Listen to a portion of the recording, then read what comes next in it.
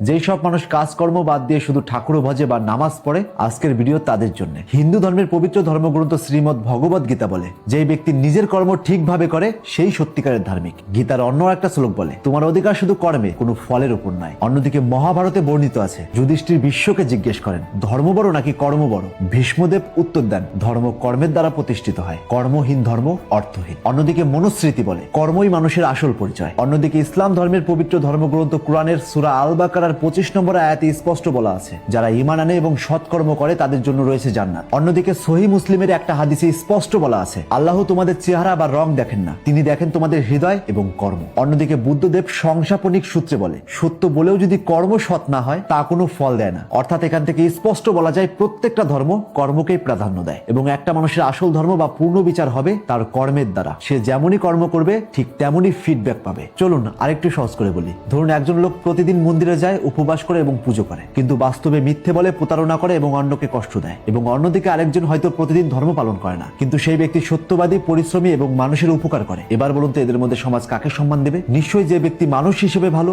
মানুষকে উপকার করে, অর্থাৎ যার কর্ম ভালো। তাই বাস্তবতা বলছে, ধর্ম পালন করার চাইতে কর্মের মান অধিক গুরুত্বপূর্ণ। এমনকি শ্রীকৃষ্ণ অর্জুনকে বলেছিলেন, শুধু ধর্ম আলোচনা করে কোনো লাভ নেই, সঠিক কর্মই শ্রেয়। অর্থাৎ ধর্ম হলো নির্দেশিকা, যেটাকে আমরা গাইডলাইন বলি, আর কর্ম হলো বাস্তব পরীক্ষা। যদি ধর্মই বড় হতো, তবে পৃথিবীতে যেই সব মানুষ ধর্ম নিয়ে বড় বড় কথা বলে কিন্তু খারাপ কাজ করে, তারাই সবার আগে ভালো মানুষের তালিকায় থাকতো। একটা কথা সবসময় মনে রাখবেন, ধর্ম কখনোই মানুষের চরিত্র বিবেচনা করতে পারে না, কিন্তু কর্ম সেটা করতে পারে। আজ যেই মহামানবেরা চিরস্মরণীয় হয়ে আছে, তারা কোনো ধর্মের জন্য নয়, বরং কর্মের জন্য চিরস্মরণীয় হয়ে আছেন। ধর্ম বলে কি করা উচিত, আর কর্ম বলে তুমি আসলে কি করছো। তাই একটা মানুষের বিচার হয় ধর্ম দিয়ে নয়, কর্ম দিয়ে। আরেকটু সহজ করে বলি, একজন ডাক্তার প্রতিদিন মন্দিরে গিয়ে পুজো দিয়ে আসে কিন্তু মানুষ বাঁচায় না, সে কি সত্যি ভালো ডাক্তার? একজন শিক্ষক রোজ পুজো করে কিন্তু ছাত্রদের কিছু শেখায় না, তাকে কি সম্মান দিবে? নিশ্চয়ই না। একজন চোর যদি রোজ গঙ্গায় স্নান করে, তবে কি সে সৎ ব্যক্তি হয়ে যায়? নিশ্চয়ই না। কারণ সমাজ ধর্ম নয়, কর্ম দেখে। তুমি কি করছো তার বেসিকে ফল প্রদান করেন। অর্থাৎ ধর্ম, যুক্তি ও সমাজ সকলেই মানুষের কর্মকেই স্বীকৃতি দেয়। আর হ্যাঁ,